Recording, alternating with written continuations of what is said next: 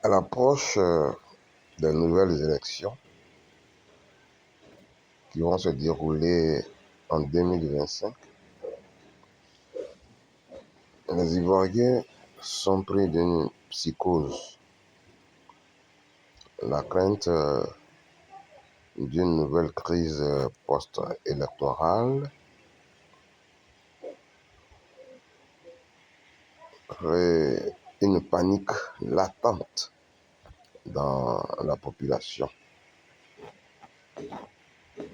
Il est important d'apporter aux uns et aux autres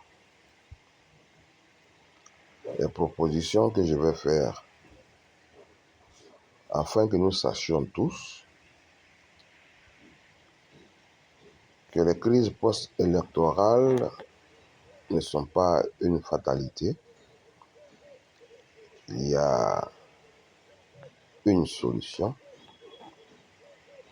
et qu'il est possible, à travers une organisation se référant à la culture, à la civilisation, à l'organisation de l'État africain, il est possible d'avoir une gestion apaisée de l'État. C'est pourquoi je me propose de réaliser 3 vidéos dans lesquelles je vais exposer ce que j'entends par état kamite consensuel.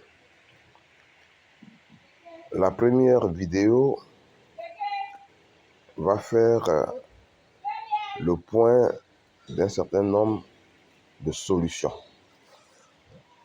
Et cette vidéo est intitulée « Les clés ». La seconde vidéo va présenter l'ensemble des institutions politiques de l'État kamite consensuel. Et enfin, dans une troisième vidéo, je vais faire des propositions, je vais présenter des cas pratiques qui pourraient être des solutions pour différentes situations politiques dans l'Afrique, dans l'Afrique de l'Ouest actuelle. Alors, nous allons commencer la première vidéo, les clés. J'entends par clé un ensemble de notions importantes à bien assimiler pour permettre l'existence et le fonctionnement d'un État kamite consensuel. Il faut que ces notions soient prises en compte.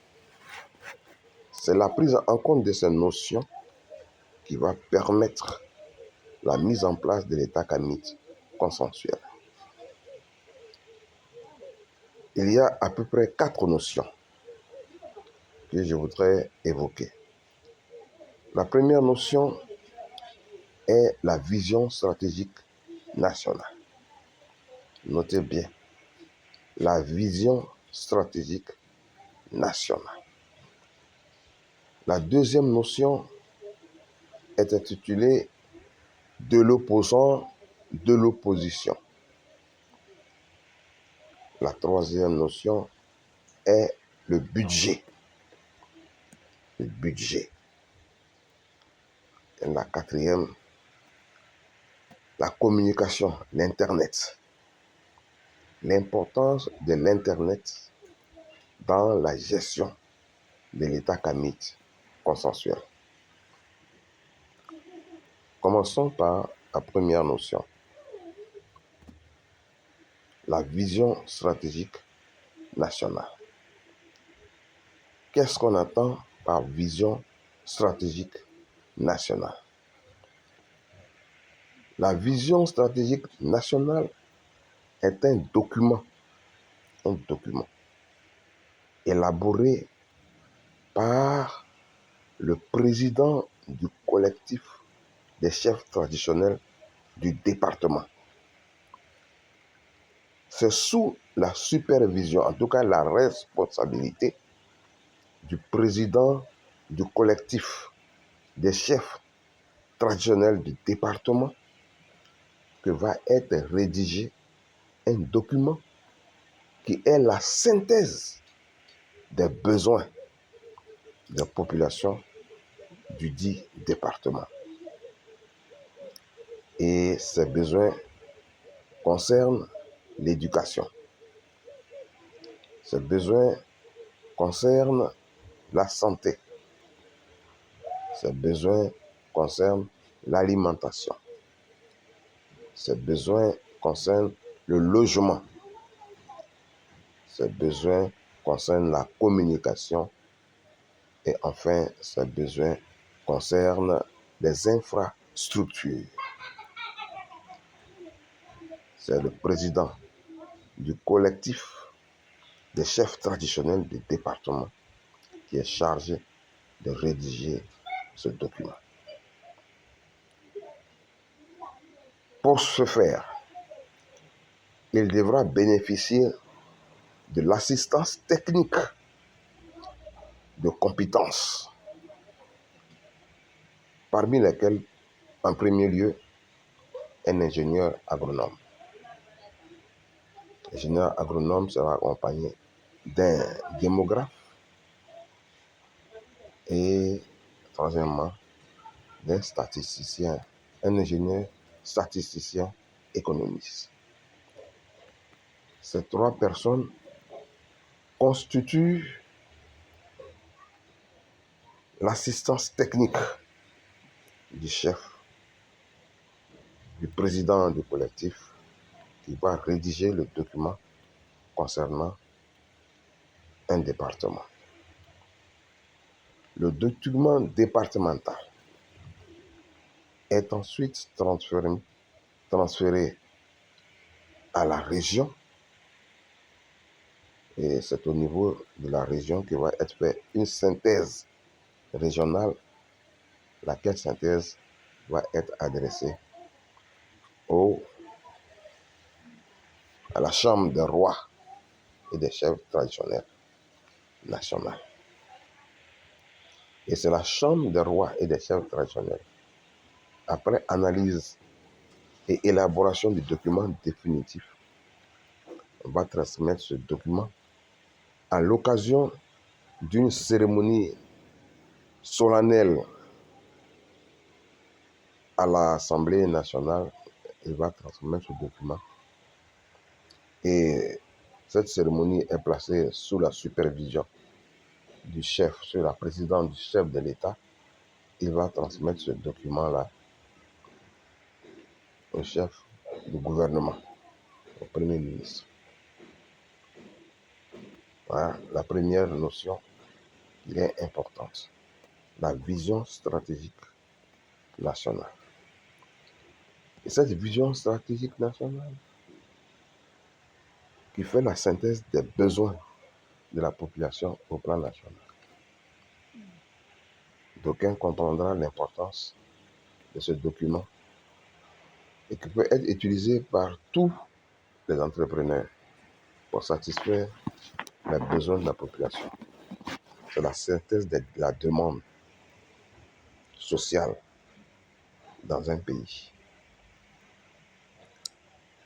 La seconde clé que je voudrais proposer pour asseoir l'état kamite consensuel, la seconde clé concerne ce que j'ai appelé de l'opposant ou l'opposition.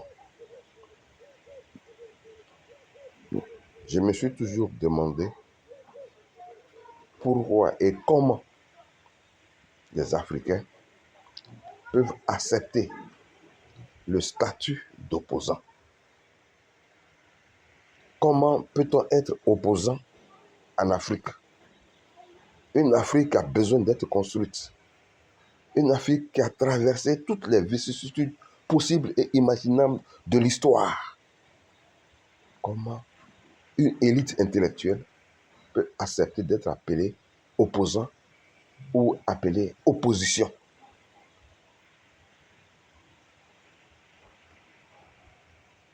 L'opposition